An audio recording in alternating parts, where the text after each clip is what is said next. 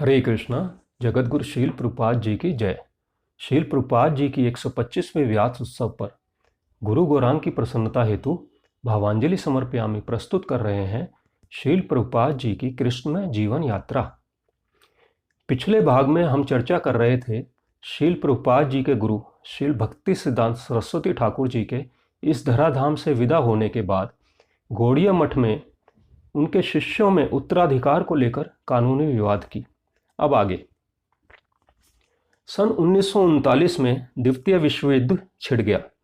अंग्रेजों ने वंचित करो नीति नामक चाल के तहत अन्न से लदे कई भारतीय जहाज़ों को डुबो दिया और पूर्वी भारत की धान की बहुत सी फसल नष्ट कर दी, क्योंकि उन्हें डर था कि कहीं यह खाद्य सामग्री शत्रुओं के हाथ न लग जाए।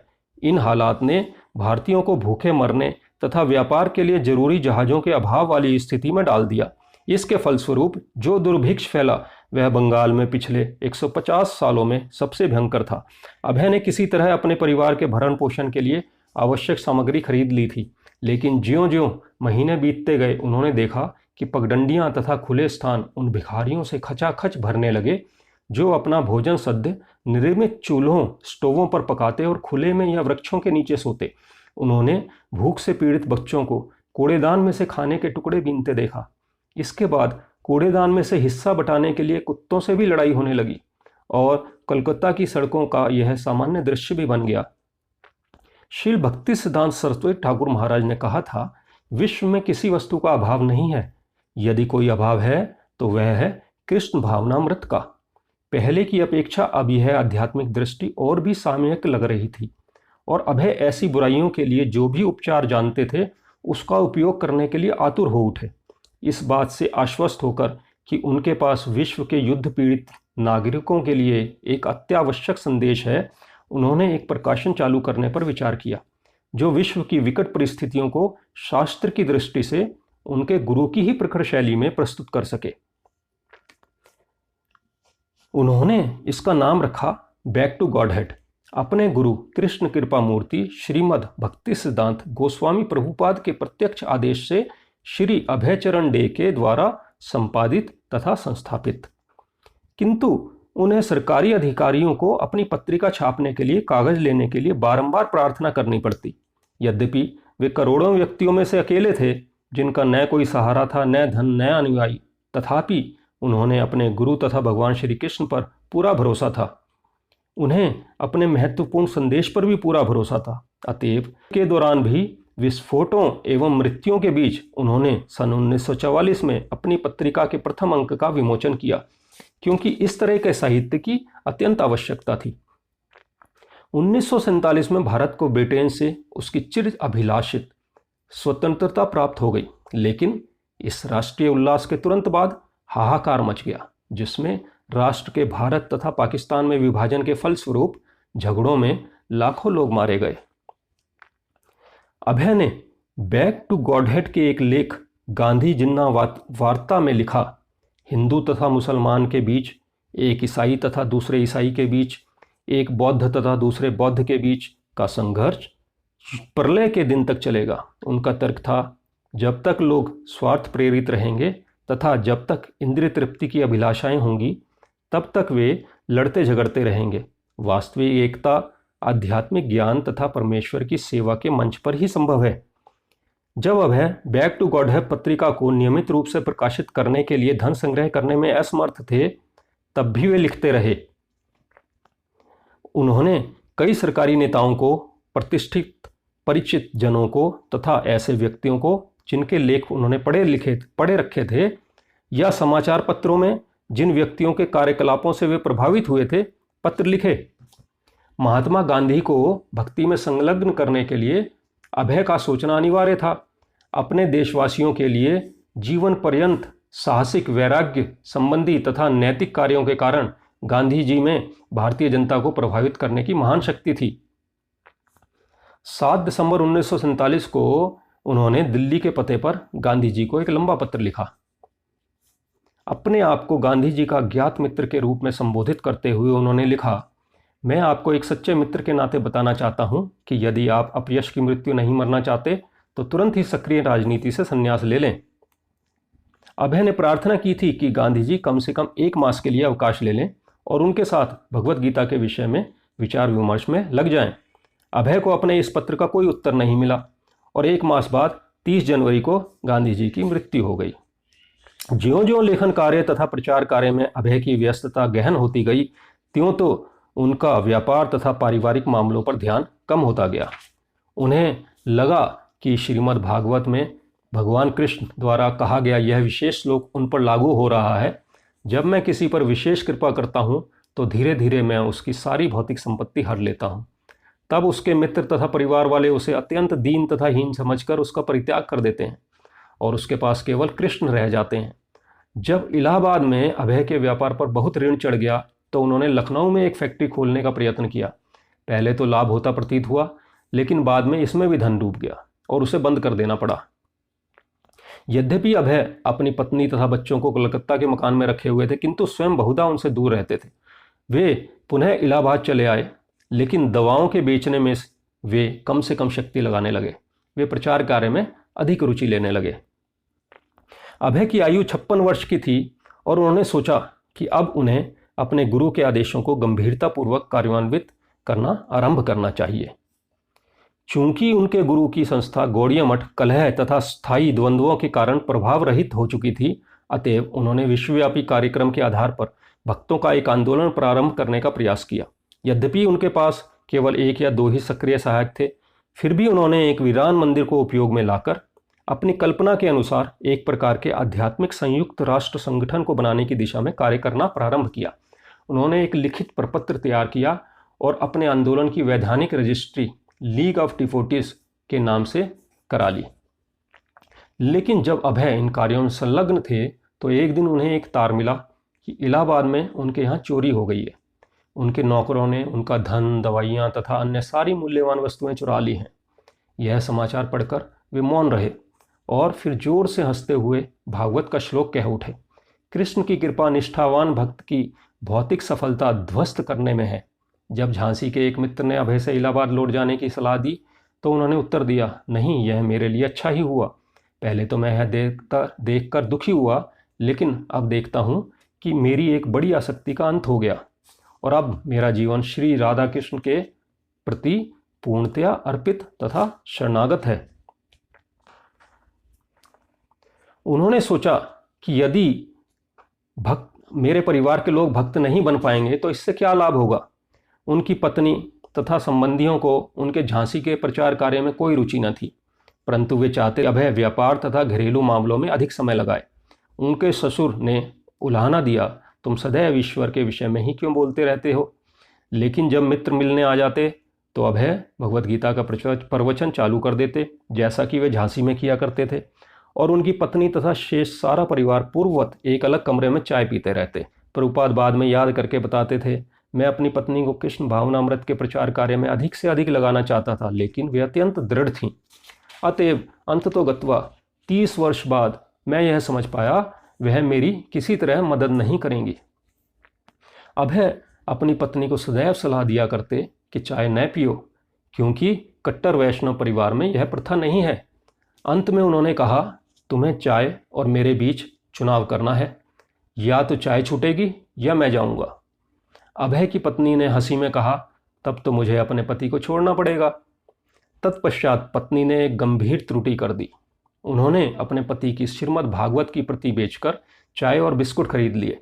जब अभय घर आए और उस पवित्र ग्रंथ की खोज करने लगे तो पत्नी ने जो कुछ घटना घटी थी उन्हें बता दी। अभय सन्न रह गए और इस घटना के कारण उन्हें परिवार को सदा के लिए त्यागने के लिए बाध्य होना पड़ा। नितांत संकल्प की मुद्रा में उन्होंने अपना परिवार तथा व्यापार छोड़ दिया।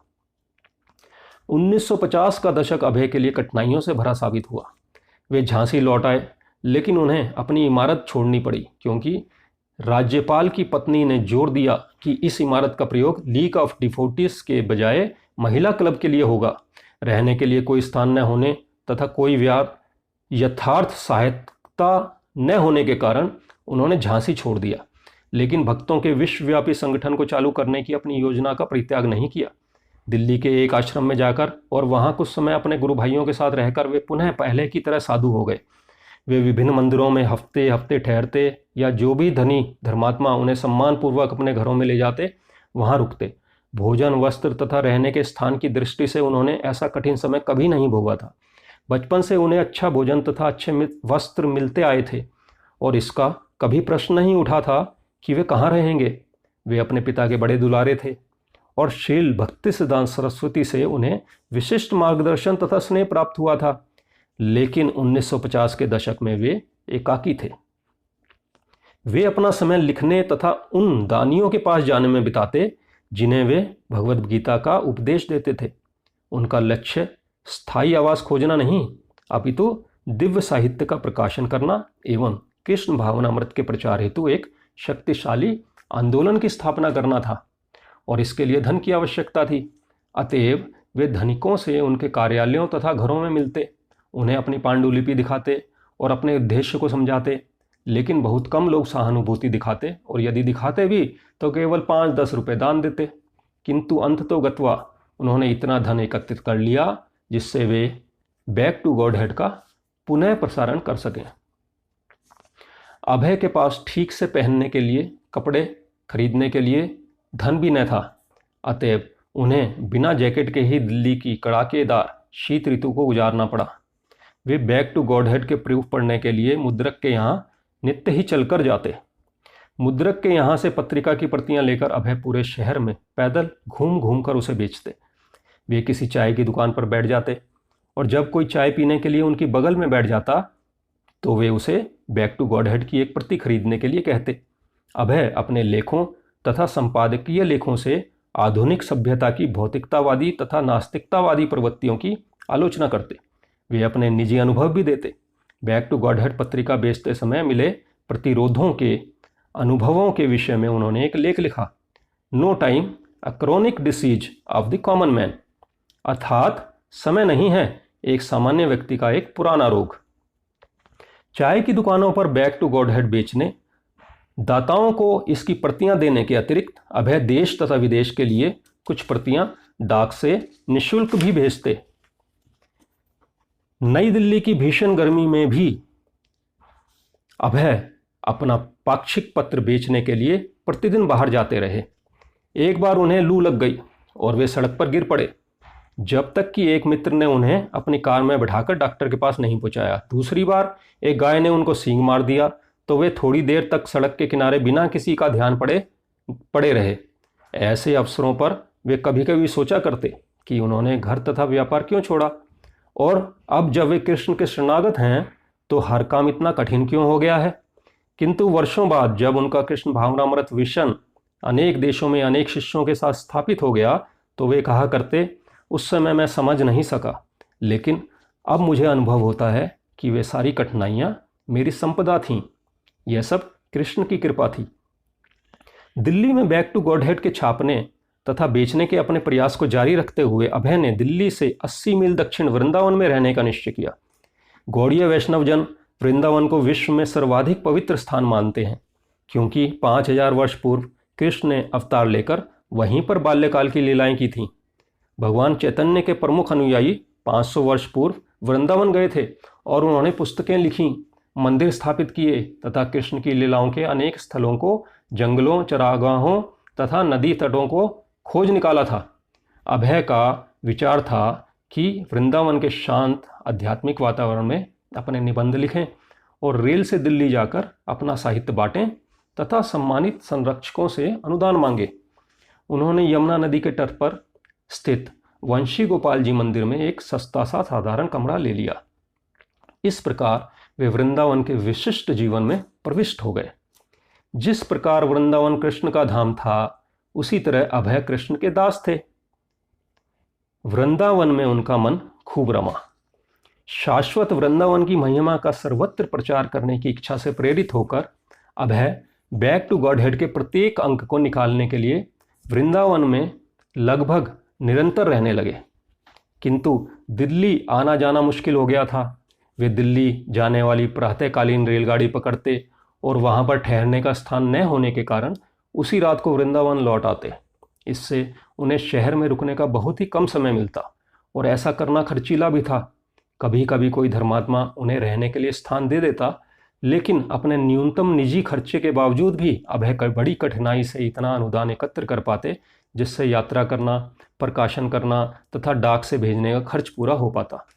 बैक टू गेटहेड के लगातार 12 पाक्षिक अंक निकालने के पश्चात पुनः अभय के पास पैसा समाप्त हो गया।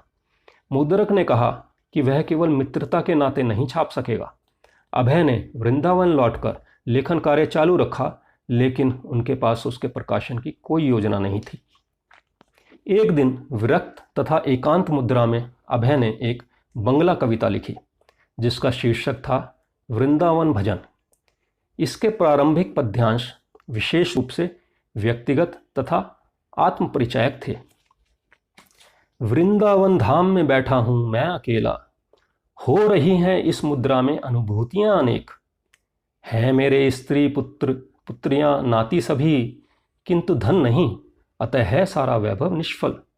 भौतिक प्रकृति का नग्न रूप दिखाया श्री कृष्ण ने मुझे, उनकी कृपा से हुआ मैं आज वितृष्ण।